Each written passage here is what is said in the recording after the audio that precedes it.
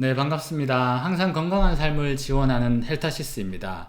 이번에는 편두통 혹은 턱관절 통증으로 인해서 문제가 있을 때 호흡 운동의 효과를 알아보고 그 운동 방법을 설명드리고자 합니다. 편두통이나 턱관절 통증의 원인은 다양하기 때문에 모든 사람에게 호흡 운동이 효과가 있는 것은 아닙니다. 그러나 이 두 가지 질병은 근육의 과긴장이 원인이 되기도 하고 반대로 통증으로 근육의 과긴장으로 상태를 악화시키는 질병입니다. 따라서 최적의 운동 또는 약물요법의 호흡 운동을 병행하면 분명히 보다 좋은 효과를 노려볼 수 있습니다. 호흡 운동으로 인한 효과의 기전은 다음과 같습니다. 첫 번째는 근육 긴장 완화입니다. 특히 턱관절이나 긴장성 두통 같은 경우에 호흡 운동을 통해서 이런 긴장을 완화시켜주는 효과가 나타나게 됩니다. 그리고 두 번째로는 깊은 호흡을 통한 산소 공급의 증가, 그리고 세 번째는 심리적 안정으로 스트레스 완화, 그리고 마지막으로는 부교감 신경의 활성화 및 교감 신경의 흥분, 과흥분 억제로 신경의 안정화가 있습니다. 그런데 이런 좀 딱딱한 이야기들은 머리에 잘 안 들어옵니다. 따라서 이야기처럼 한번 풀어보도록 하겠습니다. 사람이 느끼는 통증의 종류는 급성, 만성 등등 여러 가지가 있습니다. 그 중에서 레퍼스 페인이라고 하는 연관통이라는 게 있습니다. 사진으로 보는 것처럼 우리 심장에서 통증과 같이 강한 감각 자극이 발생하게 되면 이 자극은 척수로 들어옵니다. 그런데 이 척수 분절은 피부의 감각도 같이 받아들이고 있습니다. 따라서 심장의 통증과 같이 강한 감각 자극 이상이 있을 때 우리는 왼쪽 가슴이 아프다라고 느낄 뿐만 아니라 왼쪽 어깨 혹은 목 그리고 왼쪽 등에 대해서 통증을 같이 호소하게 됩니다. 사실 이 부분들은 직접적인 손상이 없습니다. 그럼에도 불구하고 통증을 느끼는 이런 현상을 우리는 연관통이라고 부릅니다. 이런 일들은 왜 일어날까요? 사실 신경이 하는 일은 딱 한 가지입니다.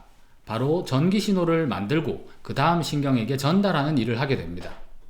공간적 가중이라는 말이 있습니다. 그림으로 보게 되면 2번의 신경세포는 첫 번째에 있는 3개의 신경세포에게 전달을 받고 일을 시작합니다. 1번의 신경의 한 가닥은 심장에, 그리고 다른 한 가닥은 왼쪽 어깨에서 들어오는 감각신경이라고 가정해 보겠습니다. 1번 신경 중 심장에서 강한 감각 자극이 들어오면 우리 뇌는 두 번째 신경에서 활동 전이가 나타나면서 통증이 발생했다라고 인지합니다. 그런데 문제는 출발이 첫 번째 신경 중 심장에서 들어온 감각인지 아니면 피부에서 들어오는 감각인지 그 출발을 우리는 알지 못합니다. 이러한 현상으로 연관통이 발생하게 됩니다. 다시 원래 턱관절과 편두통 이야기로 좀 돌아오겠습니다. 턱관절의 감각은 주로 3차 신경의 지배를 받고 있습니다. 안면신경은 안면신경핵이라는 신경에 연결이 되지만 뇌줄기 부분에서 3차 신경과 매우 밀접한 인접해 있는 상태로 붙어 있는 상태입니다. 그리고 목, 상부, 특히 목뼈의 1번에서 3번까지는 3차 신경핵을 동일하게 감각신경으로 받아들이고 있습니다. 정리해보자면 턱, 안면, 목 상부는 서로 신경이 연결되어 있어 연관통의 발생 기전을 따를 수밖에 없다는 것입니다. 특히 턱관절과 목 상부의 통증은 척추 3차 신경핵이라는 부분에서 공통으로 우리 뇌로 감각을 전달하고 있어서 턱관절인지 아니면 목에 대한 통증인지 우리는 구분하지 못하고 있는 상태입니다. 그리고 바로 호흡의 가장 중요한 근육인 횡격막 경우 목신경 3번에서 5번의 지배를 받고 있습니다. 즉 목뼈 3번의 경우 턱, 목, 그리고 횡격막이 같은 척수 분절을 공유하고 있다는 것입니다.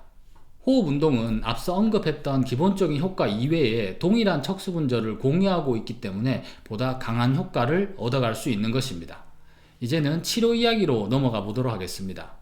편두통과 턱관절 통증이 있어 과긴장이 발생했다면 무엇을 집중해야 할까? 바로 다음에 두 가지입니다. 첫 번째는 목의 과긴장을 완화하기 위해 적절한 스트레칭을 시행한다. 그리고 두 번째는 횡격막 긴장 완화를 통해 호흡 운동을 시행한다 입니다.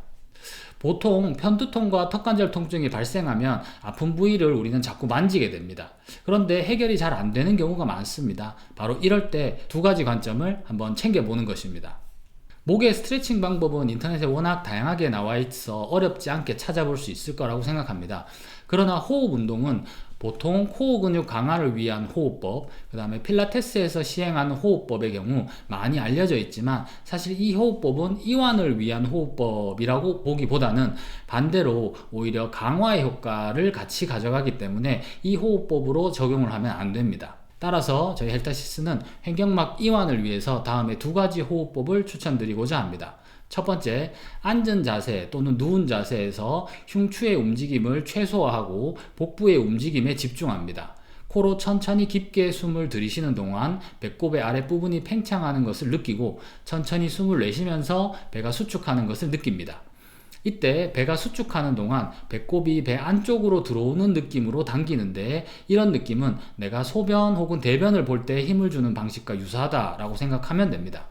최대한 천천히 가능한 범위 내에서 여러 번 시행해주면 됩니다. 보통 3분에서 5분 정도를 추천합니다. 두 번째 호흡법입니다.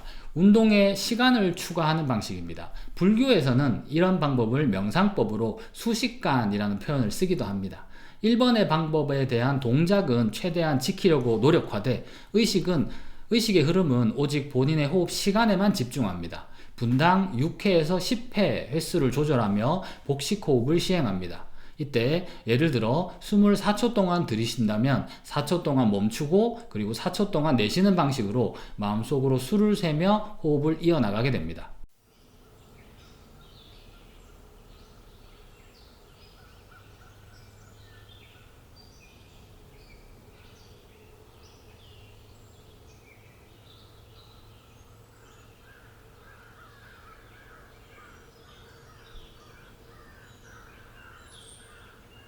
호흡을 5분 정도 진행하면 어느덧 아팠던 편두통과 턱관절 통증이 완화되는 것을 느껴볼 수 있을 것입니다.